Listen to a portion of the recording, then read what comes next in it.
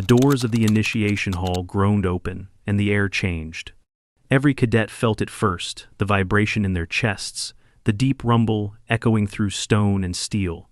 Then came the sound, claws clicking against the floor, a growl that seemed to scrape at bone. The war beast was awake. No one spoke.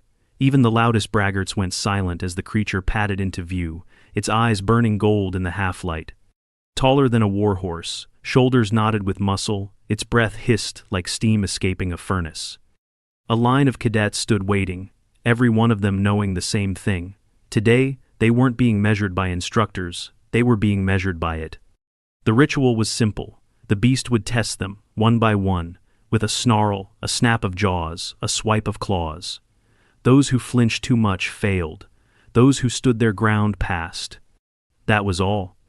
At least, that was what the instructors promised. The first cadet in line trembled as the beast lowered its head to sniff him. A guttural growl rolled out of its chest, and the cadet nearly fainted. The beast moved on, unimpressed. Another cadet tried to meet its gaze and was shoved aside by handlers before he lost a hand. Again, the beast prowled forward, leaving only shame in its wake.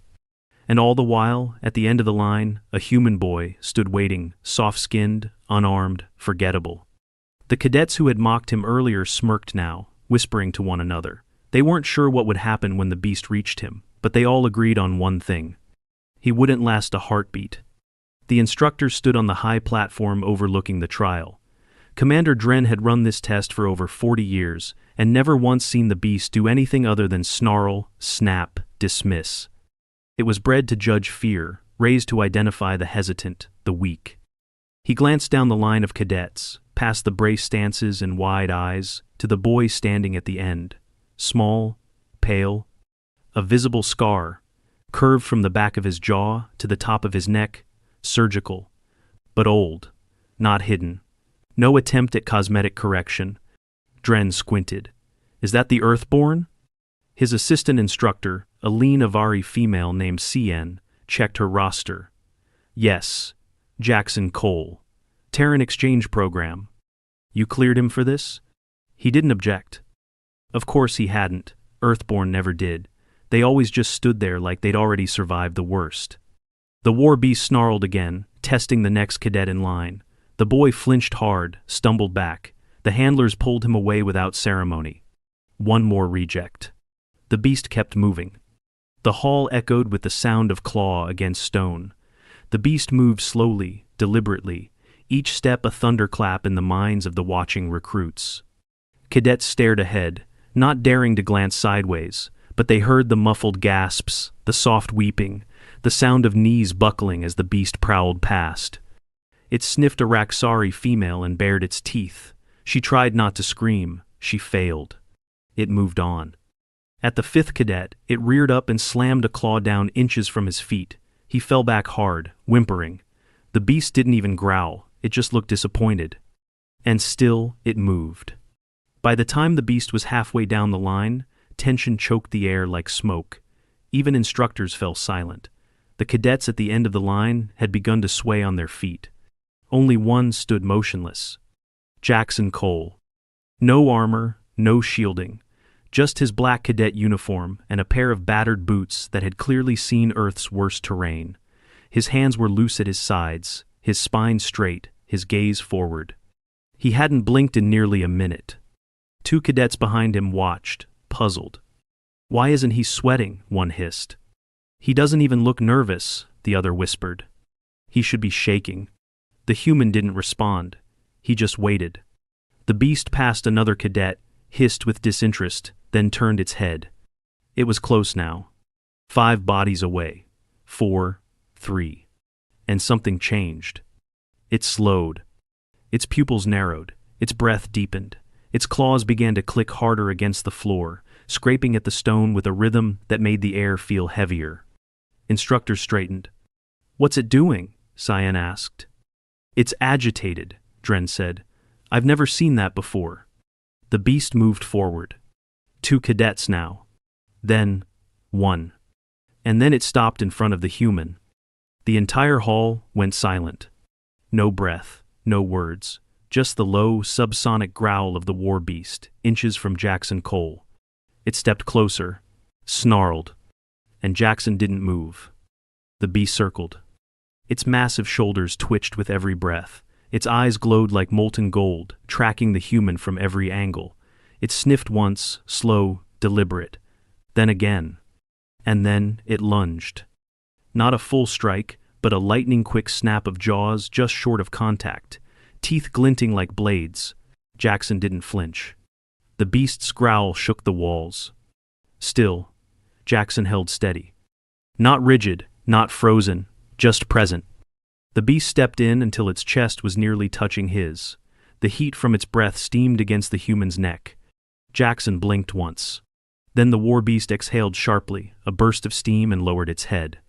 Its front legs bent. Its massive body sank. And in the center of the initiation hall, under 100 silent stares, the war beast knelt. The translator collar on its neck buzzed once, then growled with ancient syntax. Bearer of scars. No one moved. No one spoke. The beast remained bowed, unmoving.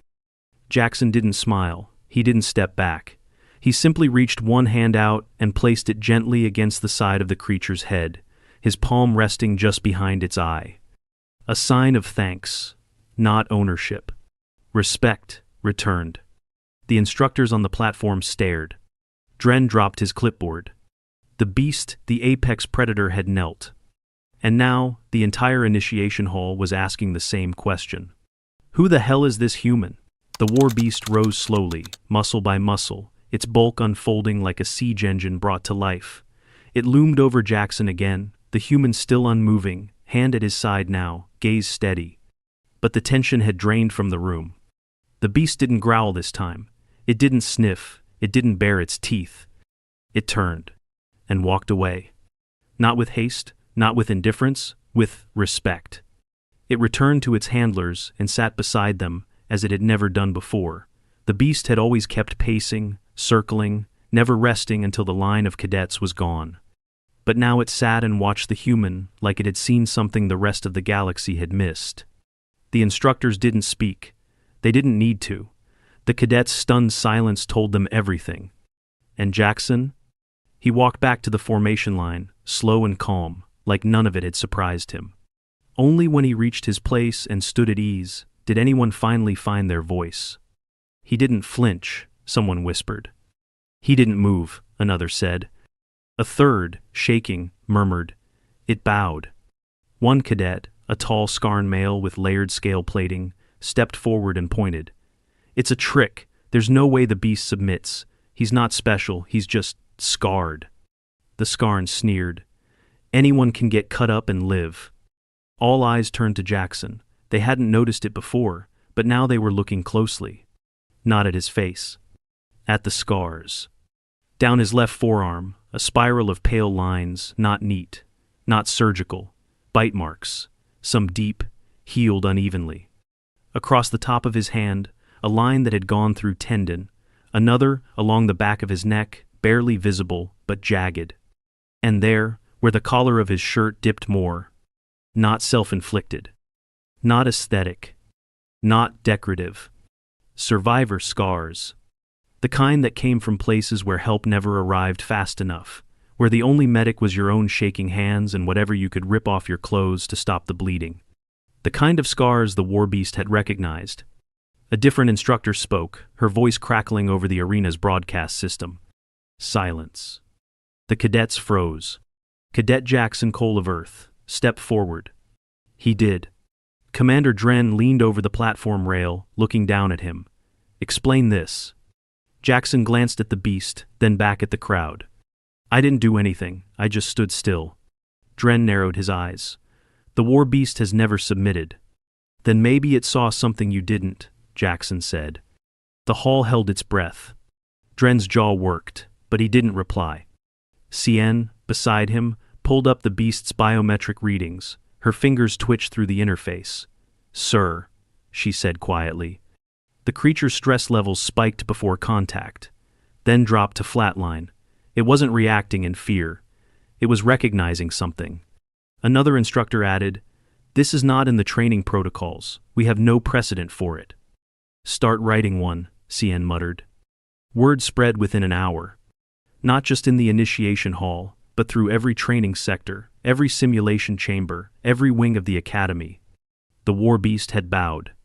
And the boy it bowed to wasn't armored, wasn't bred for war, wasn't engineered or cybernetically enhanced. He was human. In the barracks that night, no one laughed at Jackson. Not even the ones who used to make jokes about his soft skin or his lack of claws. They didn't know what to say. He sat on the edge of his bunk, rewrapping the gauze on his hand. One of the smaller scars had reopened slightly during the day's trial.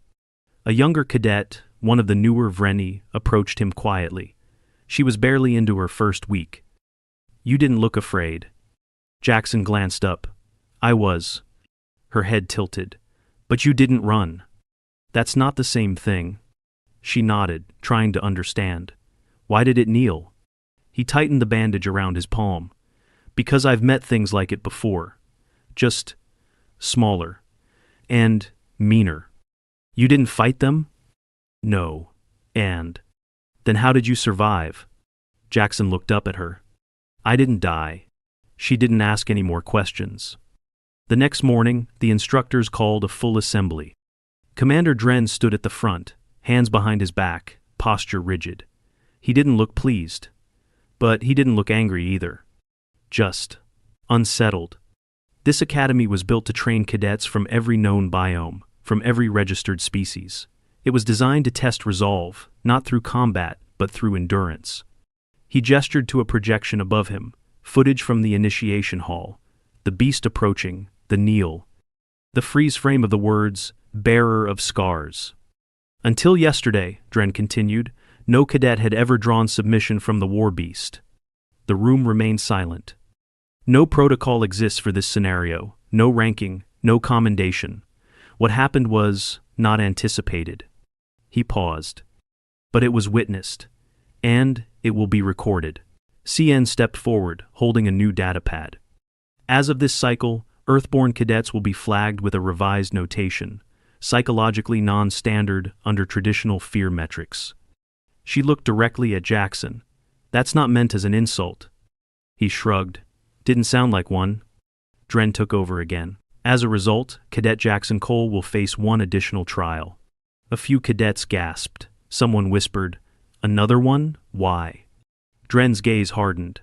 To verify the war beast's judgment. Jackson didn't blink. When? Tomorrow. The room buzzed with unease. One cadet muttered, what more could they throw at him? Another, watching Jackson's unreadable face, answered quietly, whatever it island, he'll survive it. And from the shadows of the hall, still unseen by most, the war beast watched, uncaged, waiting. The next morning, the training dome had changed. It no longer resembled a simulation chamber. The ceiling had retracted, exposing the steel sky and letting cold winds sweep through. The instructors had stripped the environment down to its harshest elements, a cracked, uneven terrain, soaked in freezing mist, flanked by artificial cliffs that radiated heat on one side and cold on the other. It was a calibration nightmare, which was exactly the point. This wasn't a test of tactics or brute strength. It was designed to break something else entirely. Jackson stood at the edge of the dome, wearing the same black cadet uniform from the initiation. No armor, no thermal padding, no chemical shielding. Just the same half-worn boots and light jacket zipped to his throat. Across from him, alien cadets were suiting up. Reka, a saurian with heat-sensitive scales, locked her neckplate into place.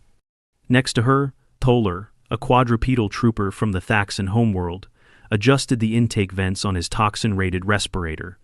Even the instructors wore safety badges keyed to alert if the atmospheric balance drifted out of breathable tolerance. Jackson did not.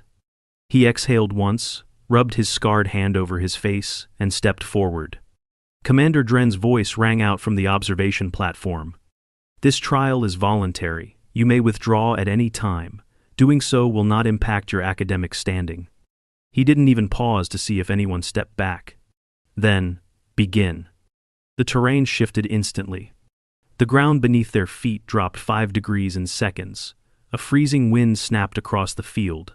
On the far side, vents activated, blowing furnace-hot air that shimmered the horizon and warped the terrain.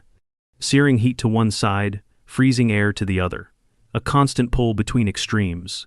And in between, the cadets were tasked with crossing through a series of gates, timed to random intervals. Miss 1, you restart the section. Miss 2, you forfeit. Reika moved first, low and fast, her suit dispersing heat in quick pulses. Toller thundered after her, his weight stabilizing him as the temperature rocked. 2 others followed. Jackson walked. Not quickly, not dramatically. He just walked. Through the first gate, into a blast of icy air that would have locked most cadets' joints in under a minute. His teeth gritted. His left knee buckled for a heartbeat, the old injury, but he didn't fall. He pressed his hand against his thigh once, muttered, "Come on," and kept moving. One cadet behind him dropped to a knee.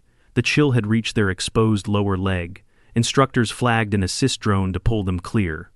Vitals dropping. Initiate extraction. By the third gate, acid mist had entered the field. It was synthetic, weak enough not to scar, but strong enough to burn if inhaled unfiltered. Cadets' suits hissed and sealed. Jackson had no such defense. He covered his mouth with one arm, kept his head low, and moved faster. The mist bit into his exposed hand. He flinched but didn't stop. One of the monitoring medics leaned toward the readout, frowning. Human subject, displaying elevated cortisol and surface inflammation. He should fall back. Dr. Harrow, stationed beside the monitors, said nothing. The war beast, sitting behind the glass, growled once low and even. And still, Jackson moved forward. At the 6th gate, the terrain trembled. Gravity surged. Toller staggered sideways, his massive body crashing into the ground. He struggled to rise, groaning as his spine plates ground against the compacted dirt. Jackson stumbled too, the force spiked above Earth normal, and his body, already drained by cold, heat, and inhalation strain, resisted. He collapsed to his hands and knees, panting. His left wrist shook. Every breath came shallow. He turned his head and vomited once into the dirt, wiped his mouth, and forced himself upright. The display above the arena flashed. Human vitals. Elevated. Fatigue critical. Then, blinking underneath. Withdrawal suggested. Jackson stared at the message, sweat freezing at the edges of his brows. He held up one middle finger to the monitor. And kept walking. At Gate 10, swarm stingers were released. Small, fast, programmed to identify heat signatures and deliver microshocks. Non-lethal, but disorienting. Reika's suit handled them with ease. She activated her deflection field and moved smoothly. Toller, limping now, swatted them away with mechanical claws. Jackson stood still as the first wave struck. The stingers latched to his sleeves, sparked. One caught his neck, he grimaced and slapped it away. Another struck his left side, digging into the fabric. He yanked it out with his bare hand, leaving a fresh welt. "Damn things sting worse than hornets," he muttered. He shook his shoulders, drew a breath, and charged forward, batting them aside with both arms like someone fighting off smoke. By the time he crossed the next marker, his right forearm was bleeding. But he smiled. Outside the arena, cadets watched from behind reinforced glass. Most had gone silent an hour ago. Even the ones who'd once mocked him. No one laughed now. Every step the human took left more blood in the dirt. Every stumble was followed by recovery. And the war beast had not looked away once. It sat pressed against the glass wall, eyes locked on the figure staggering through its trial, not out of sympathy, but out of recognition. Final gate. The air pressure dropped. The simulation cranked environmental settings into storm mode, crosswinds, sideways rain, thunder so loud it made internal organs shift. Jackson leaned into it. His jacket was torn, his lips split, his fingers trembled, one eye had swollen half shut. But he walked forward, jaw clenched, arms steady at his sides. Lightning crashed nearby. He didn't flinch. He looked up into the storm, rain pouring over his bruised face, and shouted through cracked lips. "This all you got?" The sky answered with another flash. He staggered forward again. And past the last gate. The alarm sounded. Trial complete. Medics rushed the field. 3 cadets were stretchered out, 2 under full oxygen. Reika was helped to her feet, visibly shaking. Jackson sat down where he stood and coughed red into his sleeve. Dr. Harrow knelt beside him immediately. "Talk to me." "Shortness of breath," he said hoarsely. "Probably pulmonary irritation. 2 stings embedded in my lower back. Mild tendon stress in my knee. You can't self-diagnose in this state." "I'm fine." "You're not." "I'm alive," he said. "Same thing." She looked at him and said nothing more. Just applied a stim patch to his arm and wrapped a pressure band around his ribs. Behind them, the war beast approached the gate handlers, allowing it only so far. It didn't snarl. It didn't growl. It bowed its head again. And for the first time, the human's classification system flagged a cross-species behavior. Designation: protective submission. Subject: war beast. Target: human, Cole, Jackson. Implication: leadership acknowledged. And across the academy, something shifted. Because the war beast, bred to judge the worthy by fear, had just chosen its alpha. And its alpha bled like any man but didn't stop walking. Jackson wasn't cleared for training for 4 days. Dr. Harrow had overruled every instructor who tried to wave off the injuries as non-critical. She had treated his chest bruising, flushed the acidic stinger wounds, administered antibiotics to preempt the risk of airborne pathogen exposure from the simulation. The fatigue markers in his blood work were severe enough that any other cadet would have been put on bed rest for a week. Jackson lasted 36 hours before trying to sneak out of the infirmary. Harrow caught him as he reached for his boots. "You haven't healed," she said, arms crossed. He looked up, one hand still inside the boot's heel. "I've healed enough." "You tore muscle, Cole. I saw the scans. I saw the damage to your lungs. Your right knee's carrying twice its weight from compensating for the left side. You're already favoring it in your stride." "I can walk." "Being able to walk isn't the same as being ready." He paused. "You think I don't know the difference?" Harrow blinked. He stood, slowly. "I've been doing this since I was 12. Patching myself up with duct tape and boiled rags. Ice packs from busted freezer bags, cheap stitches, crutches made out of fence posts." She didn't interrupt. "I've healed on rooftops, under overpasses, in the back of pickups, and in storm shelters with no power. You think 4 days of proper rest is going to scare me?" Finally, she asked, "Why are you in such a hurry?" Jackson looked down at his boots. "I don't like being still." Outside the medbay, things had changed. He wasn't sure when it started. The glances in the corridor weren't mocking anymore. They were watchful, curious, measured. Cadets stepped aside as he walked past, not rudely, not fearfully, but like they were giving space to something they didn't fully understand. He hated it. The whispers followed. Not mean, but heavy. "That's him." He didn't cry. He bled for 6 hours. I heard the beast followed him after the trial. It had. Sort of. They'd returned it to its enclosure after the trial, but the handlers had noticed changes. It refused food until it was allowed to see Jackson through the enclosure glass. When he appeared, it would eat. It refused all commands unless Jackson's name was mentioned. It would growl at other cadets if they approached its cell too closely. One of the older instructors had joked that it had imprinted on him. Another, less confident, had called it what it was: recognition. Commander Dren summoned Jackson for a formal review. He arrived still stiff from the healing tissue in his back, his gait uneven but his eyes sharp. "Sit," Dren said. Jackson stayed standing. Dren grunted. "You know what this is about." "Everyone knows," Jackson said. "It's the first time the war beast has ever identified a cadet as an alpha." "Because I didn't flinch?"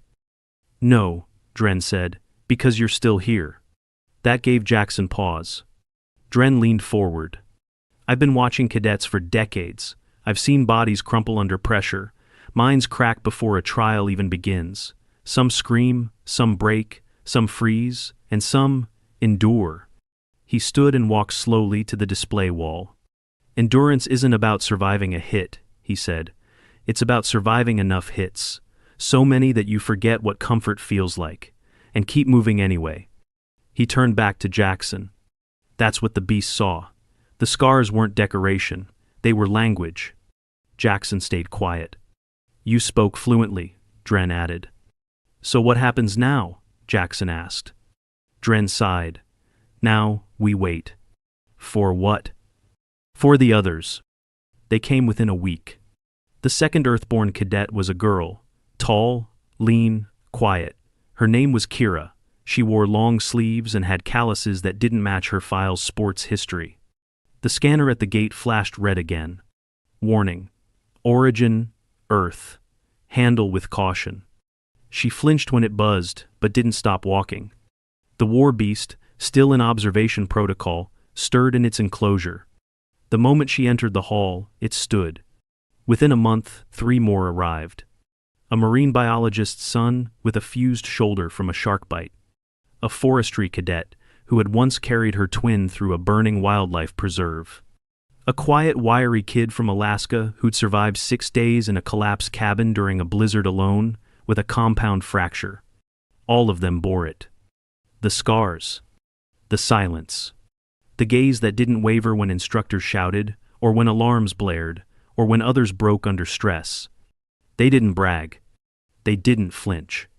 They just showed up. The Academy tried to adjust its protocols.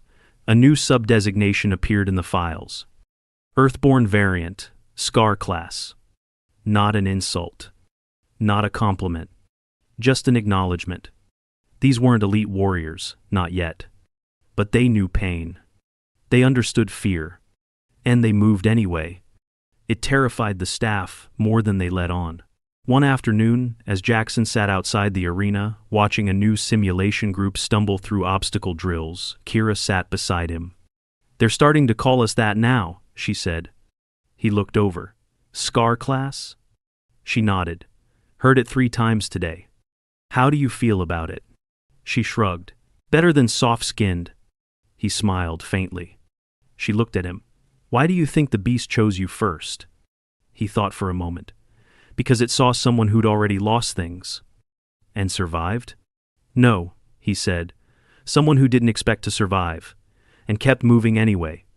They sat in silence for a while, the distant thunder of falling cadets echoing from the arena. Then, from behind the reinforced glass of its enclosure, the war beast rose again. Watching, waiting. Not for prey, but for its kin. The final phase of cadet training wasn't a simulation. It wasn't watched. It wasn't even monitored directly. It was called The Crossing. A 7-day field survival trial, off-world, on an uncolonized moon designed for raw environmental stress. No shelters, no supply drops, no external contact. Just a beacon placed at the far edge of a volcanic ridge system.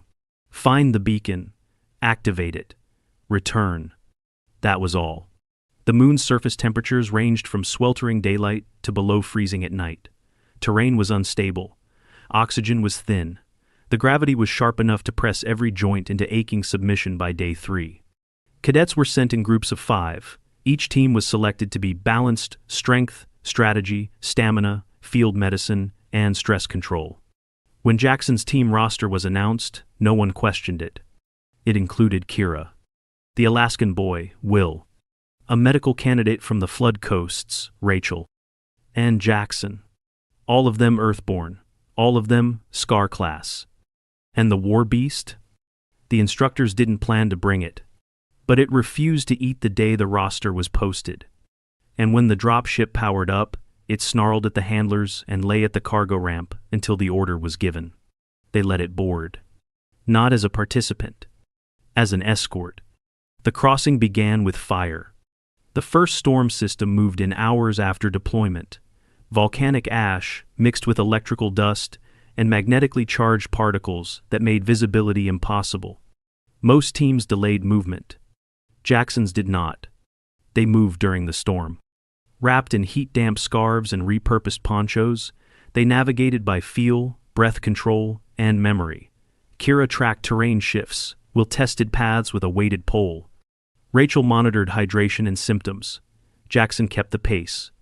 The war beast walked behind them, silent, watching. By day 3, another team had activated emergency evac protocols, heat exhaustion, and a leg injury from a sinkhole fall. By day 4, 3 more had lost members. One was found hypoxic, another concussed. Jackson's team still moved. Not fast, not without pain, but they moved. And that was the point. On day 5, Will collapsed. Not dramatically, just a quiet stumble and a sharp inhale. Jackson was beside him before he hit the ground. "Talk to me." "Left ankle. Might be a tendon," Will gritted out. Jackson helped him sit, unlaced the boot, and palpated the joint. The tissue was swollen, slight discoloration. Nothing snapped. "Not ruptured," Jackson muttered. "Ligament strain." He looked at Rachel. She nodded. "Wrap and compress." "But he can't carry weight." Jackson stood, took Will's pack, slung it over his own. "Let's go." "I can limp," Will said, trying to stand. "You don't need to. I'm not going to slow the team." "You won't," Jackson replied, "because we won't leave you behind." Will didn't argue again. Kira adjusted formation. Rachel supported Will from the right. Jackson led the way. Behind them, the war beast growled softly, a sound like distant thunder. Not anger. Approval. By day 6, blisters cracked on Jackson's feet. His knee had swollen again, and he moved with a limp. Kira had torn skin along her fingers from constant climbing. Rachel's lips were split from dehydration, and Will's ankle had swollen visibly through the wrap. No one said a word about it. The final ridge loomed ahead, a jagged slope, sharp with obsidian shards and uneven footing. And, at the top, the beacon. One final climb. "Go around?" Rachel suggested. "No time," Kira said. "Storm walls forming again." Jackson looked at Will. "Can you climb if we boost you?" Will shook his head. "Only with support." "I've got him," Rachel said. They nodded, then looked at Jackson. He didn't hesitate. He began the climb. The shards bit into his palms, one sliced his thigh. The incline forced pressure onto his bad knee. He groaned once but didn't stop. Halfway up, his left hand slipped, his weight shifted. The old wrist injury screamed, and he nearly fell. The war beast moved. It surged up the slope beside him, claws digging into stone like it was sand, and stopped just below his position. Jackson grabbed the thick fur at its shoulder, steadied himself, and climbed the final meters. The beacon lit under his hand. Transmission sent. Trial complete. They didn't collapse at the top. They stood. 5 Earthborn cadets. And 1 war beast at their side. The return was slow, quiet. When the dropship found them, Rachel had bandaged everyone's feet, and Kira had tied strips of her own uniform around Jackson's arm to keep it elevated. The war beast walked up the ramp beside them and lay at their feet. Not once did it challenge command. It followed them. Back at the academy, something had shifted. The instructors didn't announce winners. There were no medals. Just a list posted. Crossing, complete, Team 7, Earthborn. Underneath, in smaller print, all members returned alive. There was a silence across the training wings for 2 days. No cadet mocked the scars anymore. No one called them soft. Instructors reclassified Earthborn entries again. Psych profile. Scar class. Status. High risk tolerance. Potential leadership. Confirmed. Later, as the Earthborn team stood at the edge of the arena, watching younger cadets stumble through basic obstacle drills, one of the instructors approached. It was Commander Dren. He stood with arms folded, watching Jackson. "The beast follows you still." Jackson nodded. Dren looked down. "You never asked it to." "I didn't need to." "Why?" Jackson didn't answer right away. Then he looked at the younger cadets, falling into mud, slipping on the climbs, rising again. "Because it knows," he said. "Knows what?" "That scars aren't weakness." Dren nodded once. "They're records." Jackson turned. "They're proof."